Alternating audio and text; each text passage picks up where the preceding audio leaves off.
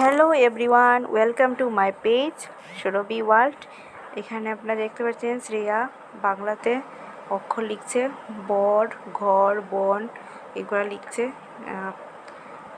Exam তো শেষ হয়ে গেছে, তারপরে ক্লাস টেস্ট ছিল এক্সামের পরে, তার জন্য একটু পড়িয়েছিলাম, পরে ক্লাস টেস্টের জন্য প্রিপারেশন করিয়েছিলাম।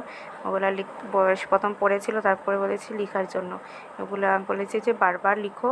এদিকে শ্রুতিও করছে, শ্রুতি এক্সামের জন্য করছে, এক্সামের যে উল্টাপাল্টা দিবে এটার জন্য প্রিপারেশন করছে।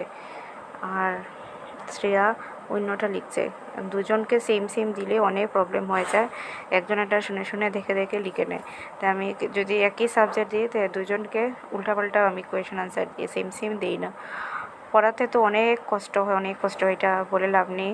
যার টুইন্স আছে একই ক্লাসে একই টাইমে বা সব কিছু সেম, মানে অনেক ডিফিকাল্ট, মানে বলে বোঝাতে পারবো না, মানে এত অনেক ডিফিকাল্ট, শেখানো অনেক কষ্ট।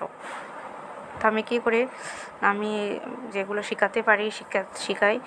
অনেক সময় লাগে আমার একটা সাবজেক্ট শেখাতে, আমি যে পারফেক্টলি শেখাচ্ছি। আমি এখানে সাবজেক্ট 10টার মধ্যে একদিনে তো 3টা সাবজেক্ট তো হই না, 2টো সাবজেক্ট আমি ট্রাই করি কভার করা। অনেক টাইম লাগে শিখতে।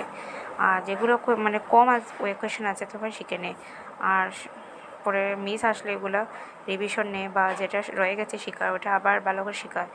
তো পারফেক্টলি আমি যে করে একটু ভালো করে সময় দিতে পারি শেখানোর জন্য, তাহলে ভালো হয়। কেন সব সাবজেক্ট তো আর কভার করা যায় না, মানে এতটা সাবজেক্ট তাদের ক্লাস 1-এ। তো আমি চেষ্টা করি যে শিখতে পারলে খুবই ভালো, এমন কোনো কঠিন না, কিন্তু শেখানোটা অনেক কষ্ট।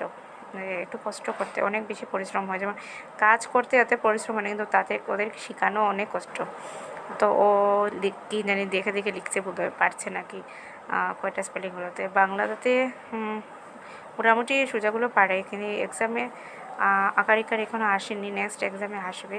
তো উল্টাপাল্টা কোয়েশন, যেমন কত মানে কি হবে, তারপরে ল বর্গার জল সুন্দর করে সাজিয়ে কী লিখবে, জল, ওটা সাজিয়ে গুজিয়ে লেখার জন্য ব্যঞ্জন বর্ণ, আকার ইকার একার মাত্রাগুলো। বাংলা যদি আমরা বাঙালি হয়ে বাংলা যদি না থাকে, না শিখতে পারে, অনেক লজ্জার কথা।